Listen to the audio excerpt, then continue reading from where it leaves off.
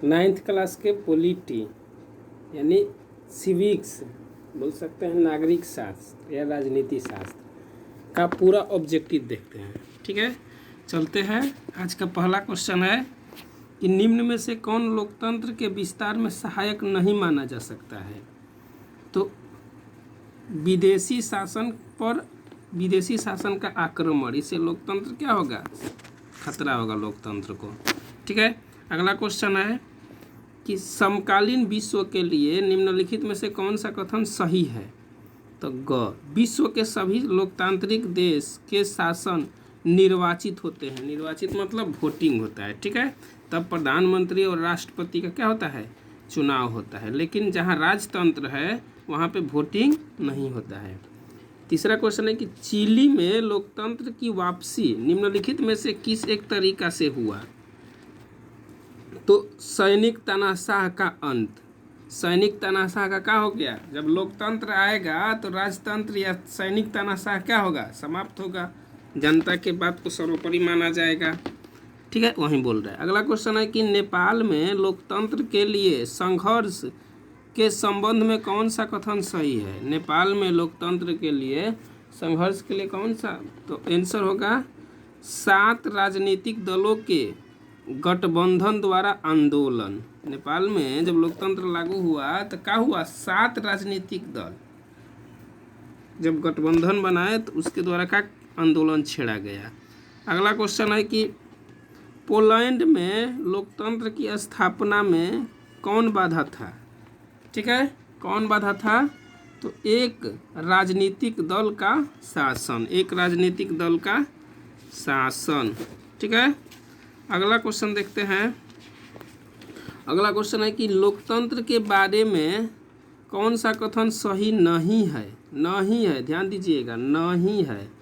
तो नहीं वाला बहुत सस्पिशन हो जाता है, इसलिए इसको ध्यान देना है।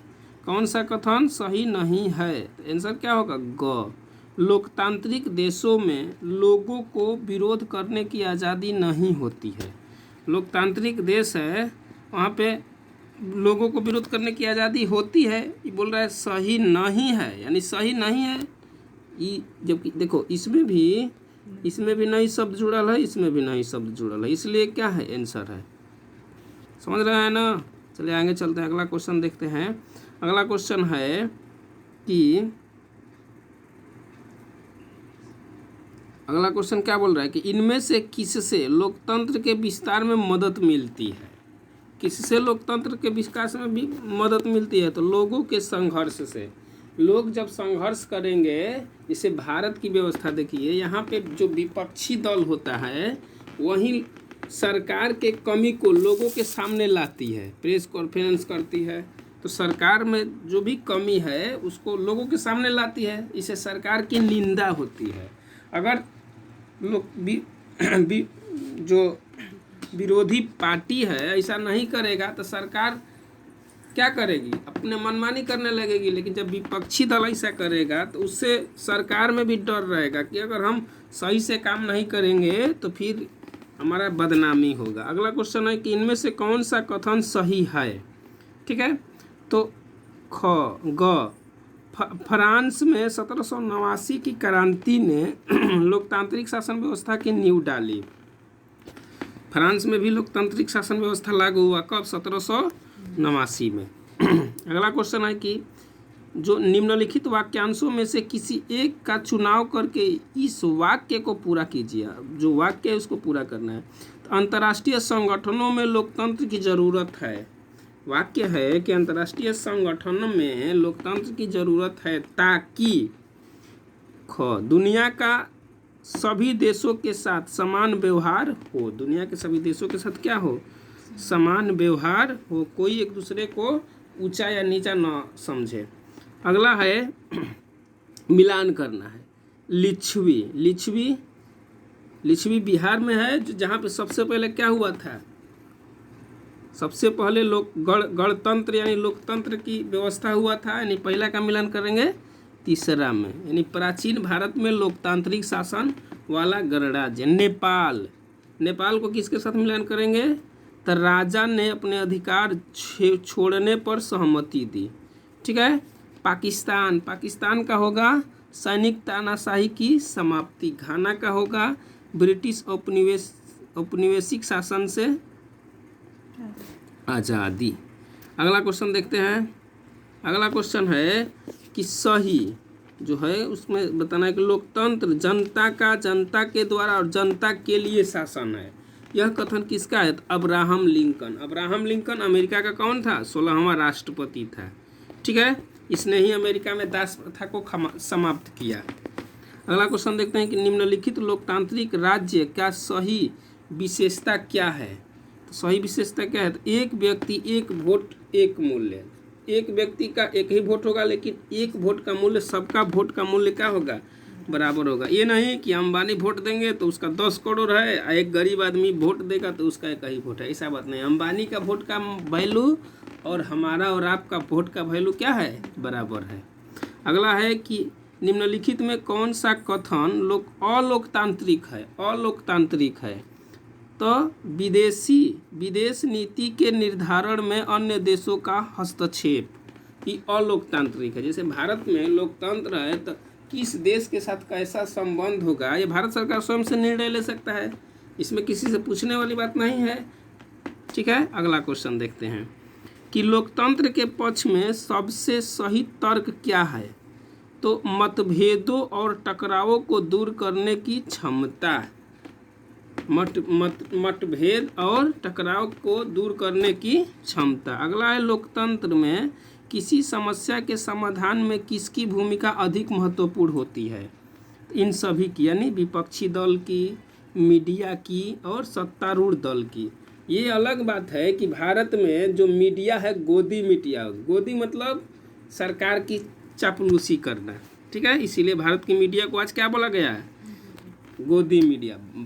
जो मीडिया होती है लोकतंत्र में चौथा स्तंभ होता है, उन लोगों को कहा जाता है। जैसे लोकतंत्र में चौथा स्तंभ, पहला स्तंभ राष्ट्रपति, दूसरा स्तंभ लोकसभा, तीसरा स्तंभ राज्यसभा, चौथा स्तंभ मीडिया। ठीक है, अगला क्वेश्चन देखते हैं कि अगला क्वेश्चन है कि अपनी मांगों की ओर सरकार का ध्यान आकर्षित करने के लिए निम्न में से कौन सा कदम लोकतांत्रिक नहीं है? ठीक है, तो सरकारी कार्यालयों में तोड़ फोड़ कर सरकारी अधिकारियों को डराना, ये गलत बात है। ठीक है, ये हिंसावादी हो जाएगा। ऐसे सरकार आपकी मांग को पूरा नहीं करेगा, बल्कि आपको उठा के कहाँ डाल देगा। हाँ, समझ गए। देखिए बबुआ मुस्कुरा रहा है वो। लोकतंत्र में सफलता की आवश्यक शर्त क्या है?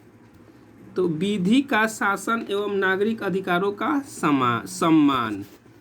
ठीक है, अगला क्वेश्चन देखते हैं। अगला क्वेश्चन है कि निम्न से कौन लोकतंत्र के लिए आवश्यक नहीं है? क्या आवश्यक नहीं है? तो न्यायालय पर किसी व्यक्ति का नियंत्रण होना। न्यायालय पर जैसे सुप्रीम कोर्ट हो गया, हाई कोर्ट हो गया, उस पर कोई व्यक्ति अपना दबदबा हो जाएगा, तो जिसका दबदबा हो जाएगा वो कुछ भी कर सकता है, जबकि ऐसा लोकतंत्र में नहीं है। ऐसा करेंगे तो आप फिर समझ गए, जेल में जा सकते हैं। ठीक है, आपको उम्र कैद हो सकती है, फांसी हो सकती है। अगला क्वेश्चन है कि आज दुनिया में सबसे बेहतर शासन किसे माना जाता है? आज दुनिया में सबसे बेहतर शासन किसे माना जाता है बताइए? तो लोकतंत्र को, लोकतांत्रिक शासन व्यवस्था को सबसे अच्छा शासन व्यवस्था माना जाता है। ठीक है, अगला क्वेश्चन है कि लोकतांत्रिक एवं गैर लोकतांत्रिक शासन व्यवस्था में अंतर किस आधार पर किया जा सकता है? बोलिए। तो मतदान के अधिकार के आधार पे।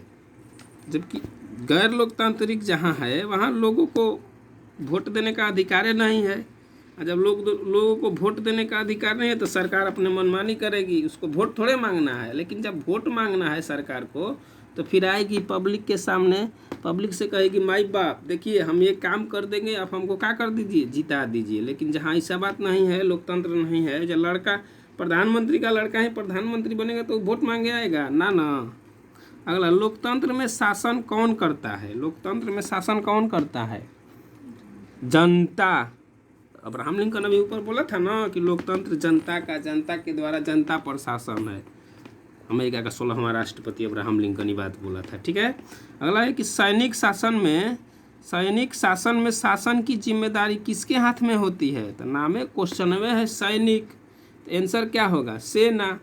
ठीक है, सेना या फौज जो भी बोलेंगे। अगला है क्वेश्चन कि वर्ष 2005 में बिहार विधानसभा में चुनाव में अनीता भी अपने माता पिता के माध्यम से वोट देने गई, मतलब साथ गई। अनीता को वोट देने से रोक दिया गया। कहा गया कि अभी तुम्हारा उम्र वोट देने का नहीं हुआ है। तो आप बताइए कि भारत में वोट देने का न्यूनतम उम्र क्या है? भारत में वोट देने आप कब से शुरू करिएगा? तो 18 वर्ष में। 18 वर्ष से उम्र होगा तो आप वोट देने शुरू कर दीजिएगा। ठीक है, अगला क्वेश्चन देखते हैं कि यहाँ पे क्या करना है? मिलान करना है ना। जो चलिए बताइए, लोकतांत्रिक शासन कहाँ है? लोकतांत्रिक शासन भारत में। सैनिक शासन कहाँ है? सैनिक शासन म्यांमार में, वर्मा में। कम्युनिस्ट शासन कहाँ है? चीन में। कम्युनिस्ट शासन चीन में।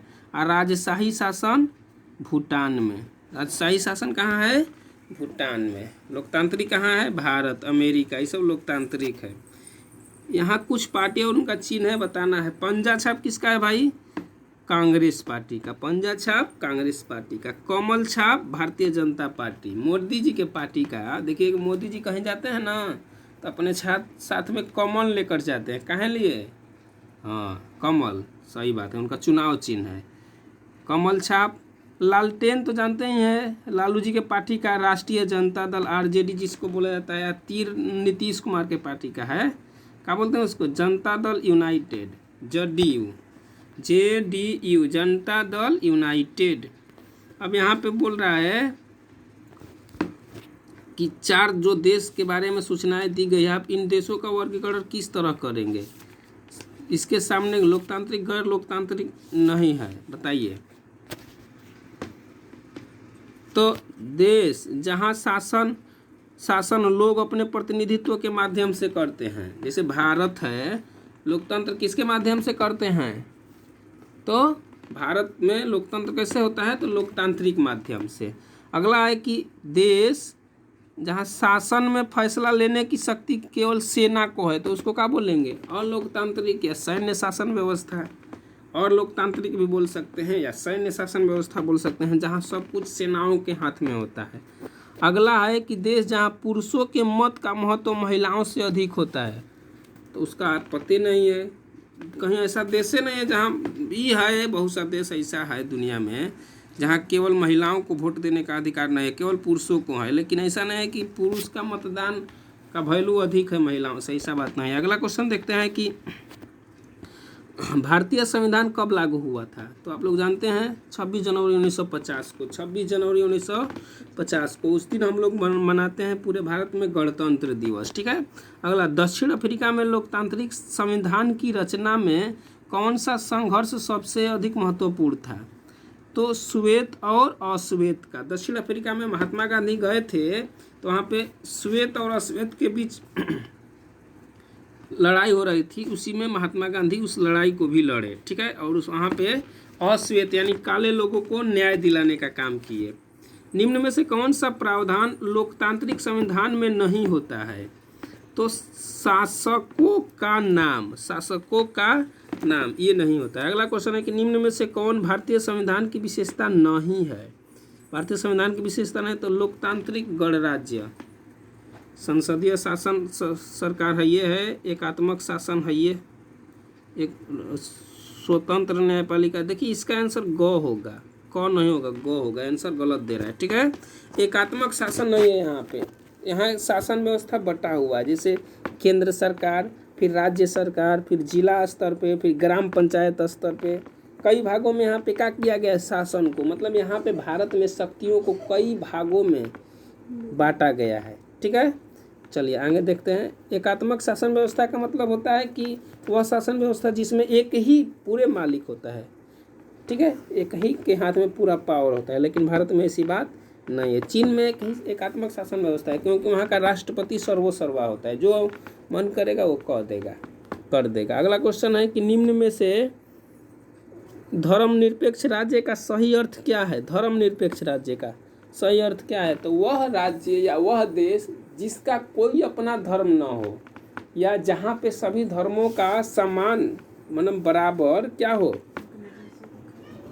बराबर वैल्यू दिया जाता है, एक नज़र से सभी धर्मों को देखा जाता है। घ आंसर। अगला क्वेश्चन देखते हैं कि दक्षिण अफ्रीका का लोकतांत्रिक संविधान बनाने में निम्न में से कौन सा टकराव सबसे महत्वपूर्ण था? दक्षिण अफ्रीका, तो आंसर होगा रंगीन चमड़ी वाले बहुसंख्यकों और अश्वेत अल्पसंख्यकों का। मतलब वहाँ पे काले और गोरे के बीच विभेदता को देखा गया था। लेकिन भारत में ऐसी बात नहीं है। लोकतांत्रिक संविधान में कौन सा प्रावधान नहीं रहता है? तो शासन प्रमुख का नाम नहीं रहता है। अगला क्वेश्चन देखते हैं, मिलान करने वाला है कि मिलान करिए। तो मोतीलाल नेहरू किससे जुड़े थे? मोतीलाल नेहरू प्रारूप कमेटी के अध्यक्ष। बी आर अम्बेडकर, बताइए बी आर अम्बेडकर किससे जुड़े थे? तो संविधान बनाया था 1900 संविधान बनाया था। ठीक है। अगला राजेंद्र प्रसाद किससे जुड़े थे? संविधान सभा के अस्थायी अध्यक्ष। ठीक है, संविधान सभा के अस्थायी अध्यक्ष। सरोजिनी नायडू संविधान सभा का सदस्य थी। ठीक है। भारत की प्रथम महिला राज्यपाल कौन बनी थी? सरोजिनी नायडू। सरोजिनी नायडू को भारत का बुलबुल कहा जाता है। क्यों कहा जाता है? क्योंकि यह मात्र 12 साल की उम्र में 1200 लाइन की पोयम लिखी थी। अगला क्वेश्चन देखते हैं कि भारत में वयस्क मताधिकार का उम्र सीमा क्या है? 18 साल। पीछे क्वेश्चन आया था। भारत में मुख्य निर्वाचन आयुक्त नियुक्ति कौन करता है? तो राष्ट्रपति। निर्वाचन आयोग, चुनाव आयोग के मुख्य निर्वाचन आयुक्त जो होते हैं उसका सिलेक्शन नियुक्ति कौन करता है? राष्ट्रपति। भारत में प्रथम आम चुनाव कब हुआ था? 1952, 1951 कहीं देता है। ठीक है, 1951 में, क्योंकि भारत इतना छोटा तो है नहीं कि एक के दिन में चुनाव हो जाएगा। ठीक है, 1951 पहली बार चुनाव हुआ था। निम्न में से किस कारण से निर्वाचन की आवश्यकता पड़ती है? निर्वाचन की आवश्यकता किस कारण से पड़ती है, बताइए? तो अपने प्रतिनिधित्व का चयन करने के लिए, प्रधानमंत्री मुख्यमंत्री जो भी बोलेंगे उसका चयन करने के लिए निर्वाचन की जरूरत पड़ती है। निम्न में से किस आधार पर आप भारत के निर्वाचन को लोकतांत्रिक कह सकते हैं? तो बिना भेदभाव के सभी 18 एवं उससे अधिक आयु के नागरिकों को मताधिकार देना।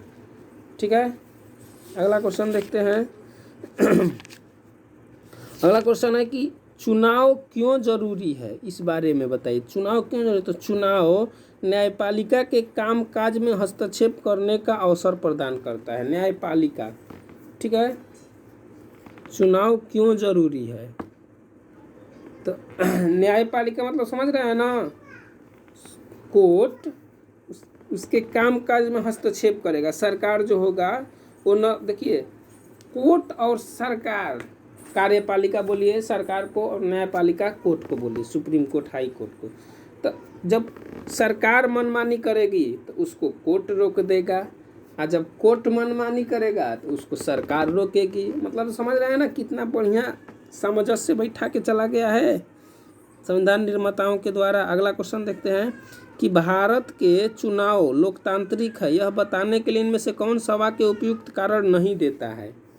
तो नहीं देता है तो भारत में दुनिया का सबसे ज़्यादा मतदाता रहते हैं, ये कोई ज़रूरी नहीं है भाई, लोग हैं, चुनाव वोट करबे करेंगे लोग हैं। तो अगला क्वेश्चन देखते हैं कि निम्न में से कौन मेल यानी मिलान करना है? सार्वभौम व्यक्ति मताधिकार, तो दूसरा मिलान कर दीजिए 18 और उससे अधिक मताधिकार। मत देने का, वोट देने का अधिकार किसको? 18 वर्ष या उससे अधिक, सभी, ऊपर कोई मतलब लिमिट नहीं फिक्स किया गया है। कमजोर वर्गों का प्रतिनिधित्व, तो अनुसूचित जातियों के लिए सीटों का आरक्षण।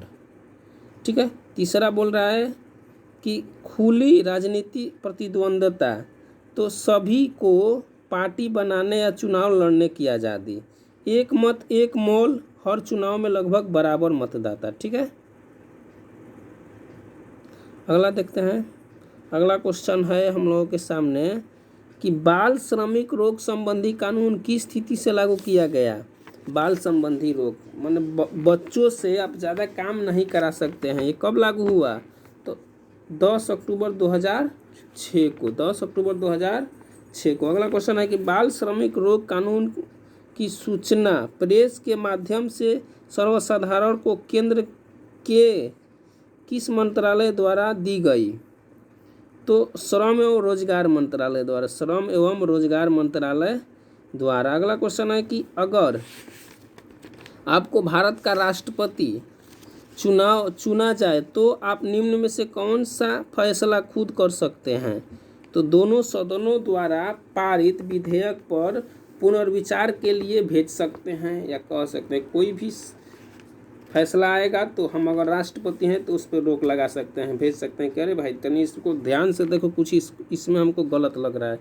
अगला क्वेश्चन है कि निम्न में से कौन राजनीतिक कार्यपालिका का हिस्सा होता है? निम्न में से कौन राजनीतिक कार्यपालिका का हिस्सा होता है? तो गृह मंत्री।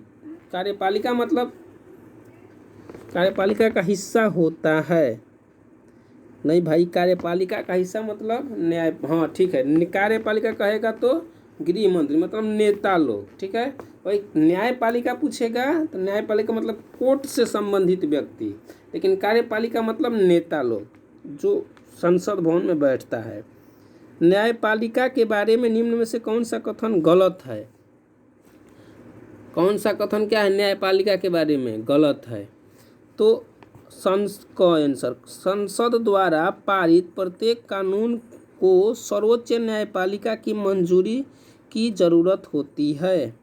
अगला क्वेश्चन देखते हैं कि निम्नलिखित राजनीतिक संस्थाओं में से कौन सी संस्था भारत के मौजूदा कानून में संशोधन कर सकती है? तो प्रधानमंत्री, ठीक है, प्रधानमंत्री राष्ट्र संसद इसको बोल सकते हैं।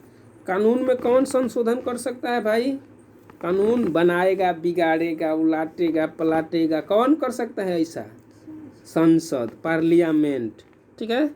अगला क्वेश्चन कि उस मंत्रालय की पहचान करें जिसमें निम्नलिखित समाचार पत्र जारी होता है, बताइए।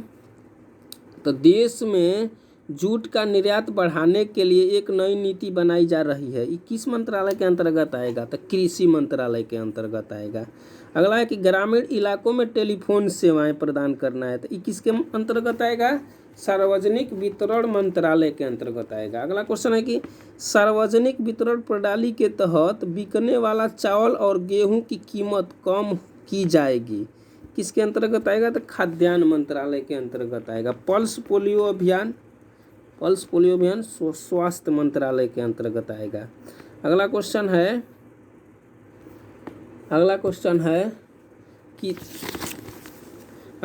है कि देश की विधायिका, कार्यपालिका एवं न्यायपालिका में से उस राजनीतिक संस्था का नाम बताइए जो निम्नलिखित मामलों में अधिकारों का इस्तेमाल करती है, ठीक है। पहला है इसमें सड़क, सिंचाई और बुनियादी ढांचों के विकास और नागरिकों की विभिन्न कल्याणकारी गतिविधियों पर कितना पैसा खर्च किया जाए, इस कार्यपालिका के अंतर्गत आएगा, ठीक है। अगला है स्टॉक एक्सचेंज की नियमित करने संबंधी कानून को कमेटी के सुझाव पर, ये किसके अंतर्गत आएगा? तो विधायिका के अंतर्गत आएगा।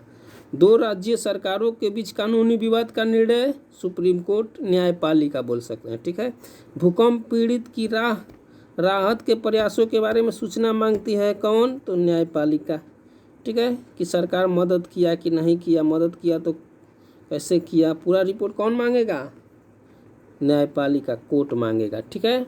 अगला क्वेश्चन है कि भारत का प्रधानमंत्री सीधे जनता द्वारा क्यों नहीं चुना जाता? निम्नलिखित 4 जवाबों में से सही बताना है। तो भारत का प्रधानमंत्री चुनाव में बहुत ज़्यादा खर्च आएगा, इसलिए पहले हम लोग भारत के प्रधानमंत्री का चुनाव नहीं करते हैं, हम लोग संसद का चुनाव करते हैं। सांसद जो जाते हैं आपके क्षेत्र से, वो लोग जाएंगे तो वो लोग चुनेंगे प्रधानमंत्री को, वो लोग क्या करेंगे? प्रधानमंत्री का चुनाव करेंगे। भारत का प्रधानमंत्री का चुनाव कोई एक व्यक्ति नहीं करता है, ठीक है, अगला क्वेश्चन देखते हैं कि भारत में लोकसभा निर्वाचित सदस्यों की अधिकतम संख्या कितना है। निर्वाचित चुनाव कितने लोगों का चुनाव होता है। 545 545 ग आंसर, घ दे रहा है, गलत दे रहा है। ठीक है, 545 वर्तमान में। ठीक है, अगला क्वेश्चन देखते हैं।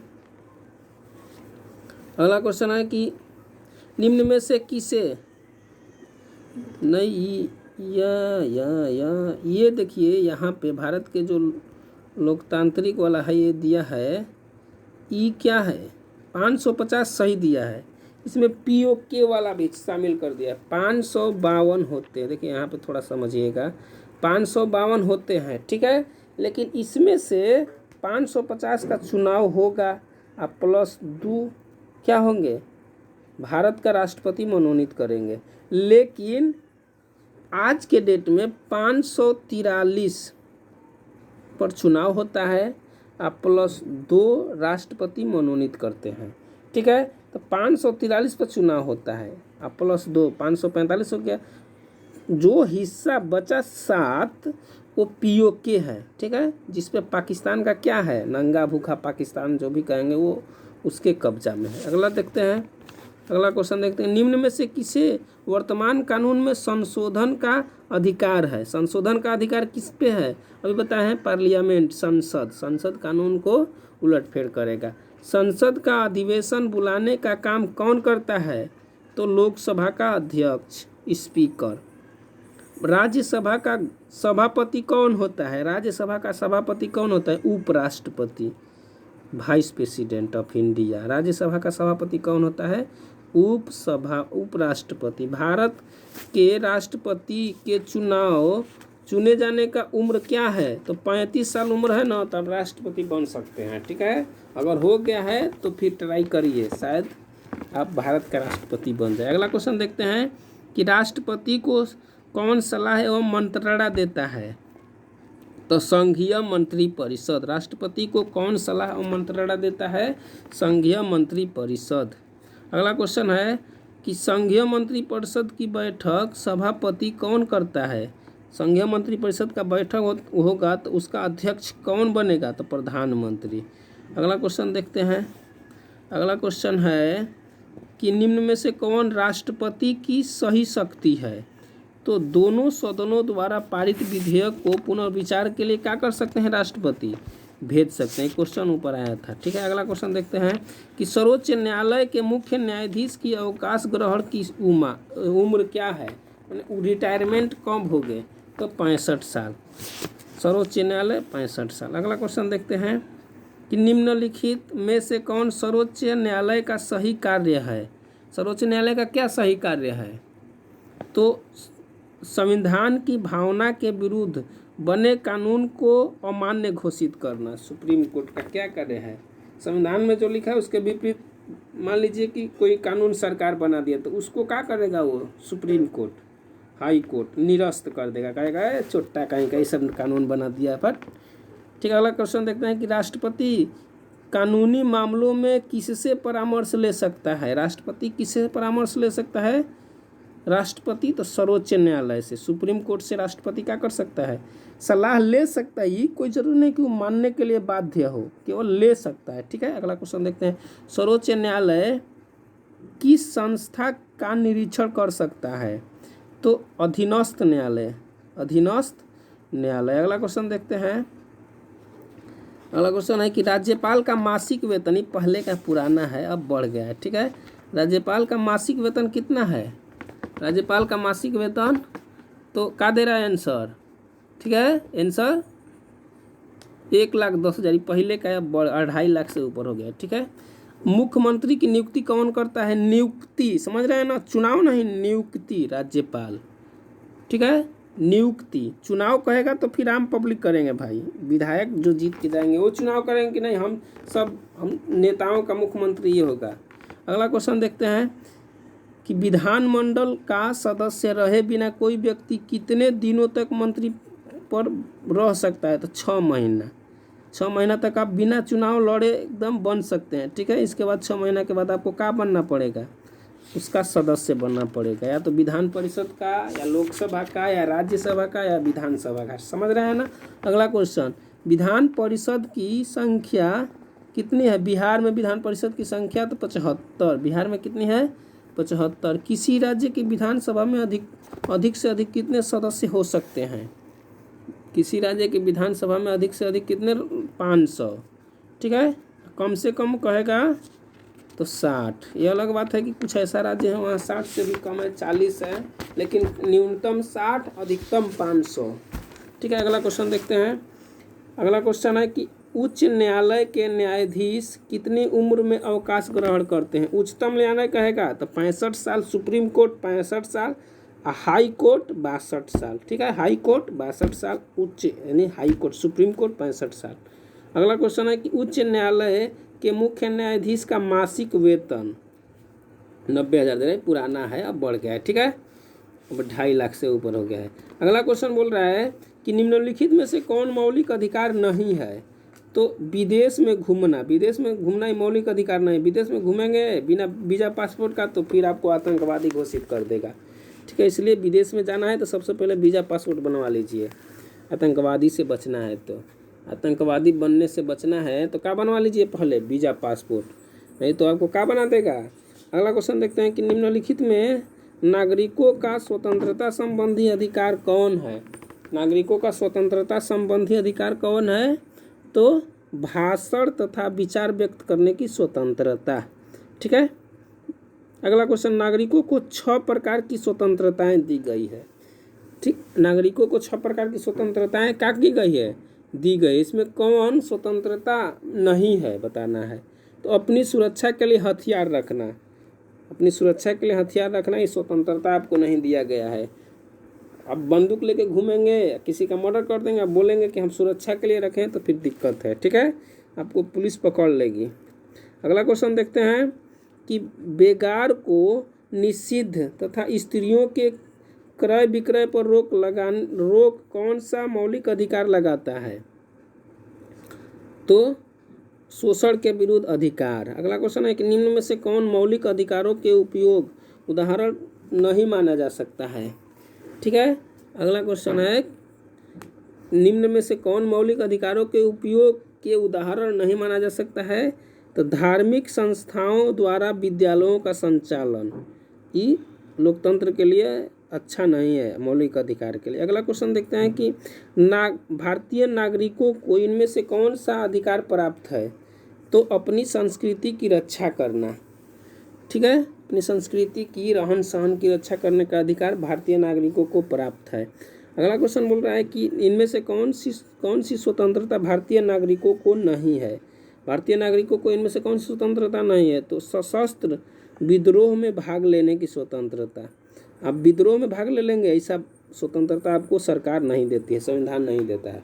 मौलिक अधिकारों के संरक्षण यानी रक्षण के रूप में कौन सा कार्य करता है? मौलिक अधिकार की रक्षा कौन करता है? सुप्रीम कोर्ट, यानी सर्वोच्च न्यायालय या उच्चतम न्यायालय, उच्च न्यायालय, हाई कोर्ट या सुप्रीम कोर्ट। किस मौलिक अधिकार को मूल अधिकार की श्रेणी से निकाल दिया गया है?